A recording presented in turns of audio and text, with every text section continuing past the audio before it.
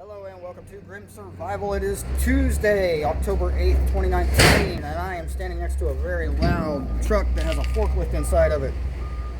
I have declared this to be Trucker Tuesday because why? It's Tuesday and it rhymes. So today is Trucker Tuesday. I'm going to talk a little bit about trucks. I'm going to go over a little bit of news. Let's just start with trucks because I'm standing next to this one. This is a typical trailer, 53 footer. That's what that means. 5'3", 53 feet. That's how long it is. Literally, it's 53 feet long. 13 foot 6 inches tall from the ground to the top. 13 feet 6 inches tall.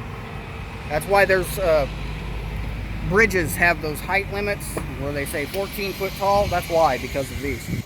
This is a rider release truck. This is not my normal truck. As you can see, my normal truck is a whole lot smaller than this one. Why am I in this one? My truck is broken. So isn't it pretty? It's an international something or other, LT. It says international LT, right? Yeah, right there. That's what that says.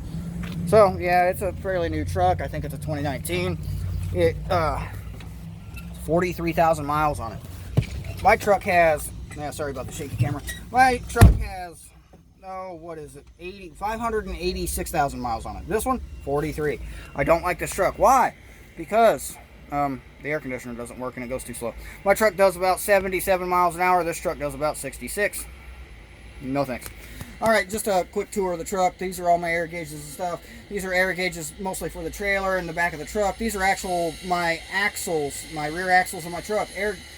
These are temperature gauges for the rear axles of my truck. This one is the transmission PSI, how much air pressure is in my truck. I got other air gauges up under here for my normal air tank. So I told you my air tank in my truck went out. One of my air tanks. Typical truck has two. They can operate with each other. They can work together. They don't have to. So I was able to get home with only one, which was good. Air compressors and air in trucks control the brakes. The brakes have a giant spring in a brake chamber. The air goes in there, releases the spring, which releases the brakes, allows the truck to go forward. If the truck has no air, then the truck basically has nowhere to go because the brakes will just lock up and you won't go anywhere. So yeah, that's how truck brakes work. Interesting thing, this is the trailer brake. Don't pull that. Well, we don't use it. Well, you can, but I wouldn't recommend it. It's only for like an emergency type situation if we're going down a mountain. But yeah, we don't go down any mountains in Indiana. I've been down plenty. Don't want to continue that. This is your typical sleeper truck. Sleeper. My normal truck is a day cab. Day cabs look like that one. Yeah, there he is. That one. Well, now you can't see it. Thanks, guy. But anyway, that's what a day cab looks like, and that's what my normal truck is. This one's a sleeper. It has a bed in the back. That's why they call it a sleeper. Because you can sleep in it. All those people in their tiny houses, nothing on a truck driver. This is all the space you have in the truck. Some of these are a little bit taller. They have a second bunk up here, and they're a little taller. And yeah, I'm 5'8", and I'm standing flat on the ground, as you can see. Well, probably not. This one was kind enough to come with one of these. There it is. Yeah, hard to see. And it's a 10-speed. Yeah, I don't like automatic trucks. They don't have any pulling power. Back in these bunks, you can see there's radio controls, there's air conditioning controls, heater controls. This one used to have what was called an APU, which is an air conditioning and heating unit that operates off the battery that runs while the truck is off. So all those places that like to say trucks are not allowed to idle here. Yeah, we have those now. So yeah, or we just idle anyway because we ignore them. Yeah, so yeah, this is your typical sleeper truck. A lot of space in here to store stuff. There's cabinets on either side. There's one over here too. This is an international. In my opinion, Freightliners are a little nicer. Their beds aren't quite as wide, but they have more storage space. And I mean, I don't really need a wider bed. Just saying. They all have these curtains. These things that block out all the light from the front when you're trying to sleep. Some of them have curtains that, like this one, that actually goes all around the front of the window, so you have more space to do, I don't know, whatever you're doing. This one has plenty of room. I can actually get down and do push-ups there. Not in this truck, but I've done it. So yeah, that's Trucker Tuesday. Just talking a little bit about this truck, giving you a quick tour. Truck safety real quick. Trucks are big and heavy. Sorry, I'm putting the phone on the tripod I set up back here. Trucks are big and heavy. Weigh up to 80,000 pounds, 40 tons roughly. These things don't stop very easily. It takes football fields lengths at 55 miles an hour. I've explained this before. I don't remember right offhand. I read it just before I said it last time. But, you know, at 55 miles an hour is like 3 football field lengths, 300 yards to stop.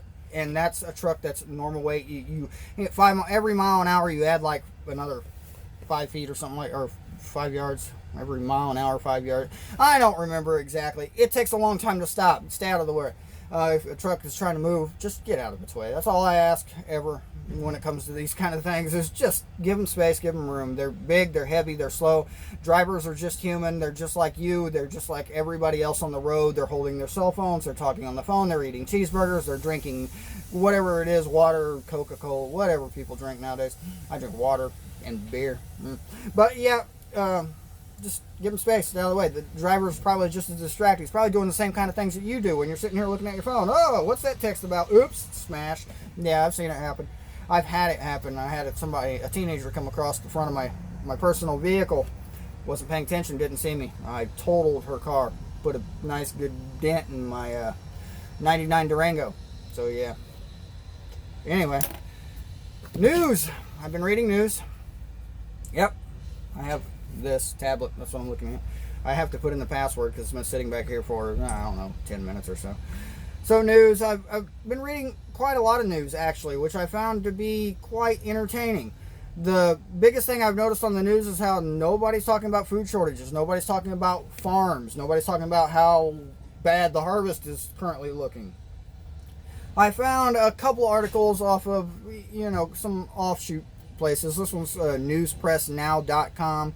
Iowa farmers faced a harvest of hope. Yeah, we're facing a harvest of hope. Yeah, that's basically what it goes into, is talking about how we're just hoping that it's going to be good. This one particular farmer has 1,200 acres, 700 acres of corn, and it's not looking very good, but he's hopeful. All right. Can you eat hope? I can hope to eat, but I don't think I can eat hope. Just, yeah. Yahoo News. This is probably the only mainstream media that said anything about anything. Yahoo News. And you probably can't read that because it's backward. A wet spring delayed the U.S. corn harvest. Duh. All right. Thanks, Yahoo, for that brilliant update on your news. And it goes in here, and I'm just going to point this out. This is Yahoo News. If you want to look up the article, it really says a wet spring delayed the U.S. corn harvest. Posted October 7, 2019. It literally says in here that even though we had a wet spring and harvest was delayed, and we're a month behind getting this, and we're seeing a less corn yield, predicting less corn yield and soy yield than we had last year. This article says all that, and then it goes on to say we're still at our average. We're still right at our average harvest. So nothing to worry about. We're not all going to die. You're going to live forever in joyness, bliss, and happiness. And yeah, anyway. So, one interesting news. This is sott.com, SOTT.net. Sorry, .net. And yeah, this is out of Chile. Chile's unprecedented drought affects 37,000 farmers. Over 106,000 animals are already dead due to drought, lack of water. 37,000 more farmers are at risk. And this goes on to tell you what's been going on in Chile. Very good article. I probably won't post a link here because I always forget. And yeah, that's just how that is. I can barely remember the date. You're lucky I'm even talking to you and can still speak English because, yeah. I've been looking at a lot of interesting, if I can find it, probably not, a lot of interesting articles about trucks and how regulations, truck drivers are protesting. They held a slow go something or another in one of the states last Thursday it was, where all the truck drivers did the minimum speed limit on all the interstates, which if you don't know, most minimum speed limits in a 65 mile per hour zone is 45 mile per hour, so they were slowing down traffic. Personally, I just don't see the point to it. Nobody's going to listen to you anyway. But yeah, they regulate trucks like you wouldn't believe. They're constantly, the newest thing right now is they're trying to force governors on every truck, force it to, I think, 67 miles per hour, 65 miles an hour, something like that. Every truck should have to go slower than everybody else. Now, from driving as long as I have, and in my personal experience, it's never the truck that causes the problem. It's always the car. The car is going too fast. Slow them down and we'll have a better time of it. Let us do 80, make them do 60. Yeah. Really, the problem is it's not people that it's not that they're just inconsiderate for trucks. It's most people just don't know.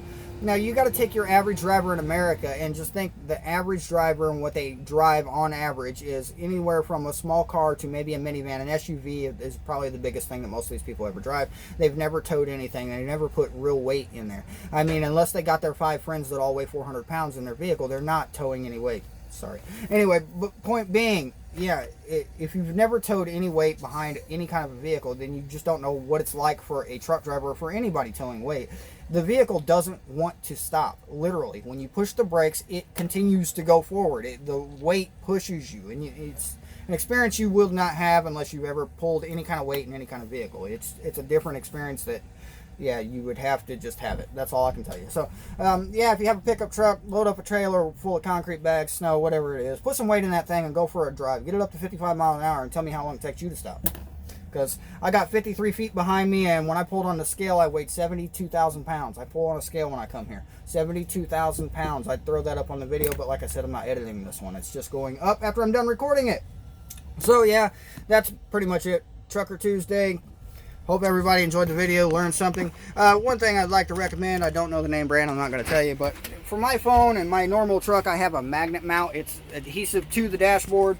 I have this one in my personal vehicle. This plugs in right here to the actual lighter port, and I won't be able to show you because, yeah, on the back of my phone is a metal plate, and it just sticks to this, and they make them for everything. Awesome mount. Best mount I've ever had. If you don't mind sticking a metal plate to the back of your phone case. So I wouldn't suggest doing it on your phone directly, but on your case. But, yeah, that's it for me today. Hope you guys enjoyed the video. I don't like this truck just because it's too slow, and the air conditioner doesn't work. Those two things were fixed. I'd ask them to keep it. I would, because I like the bed. I can go back there and take a nap, which is probably what well, no, I won't lie. I'm probably not going to take a nap. I've tried to take naps even, yeah, it just doesn't happen. All right, I'm going to stop rambling. Hey, like, subscribe, share the video. Remember, truck safety, vehicle safety. Try to survive on the road because it's dangerous out there. Your car is not a shelter. It's not bomb-proof, bulletproof, and it's definitely, and if it is, bring it to me. I'd like to see that. But, yeah, it's just a piece of plastic wrapped in aluminum. It really is. It crunches like a can. Just crunch. Yeah. And if you're in it, so do you. Keep that in mind. Hey, if it hasn't been grim enough, we'll try again later. Have a good one.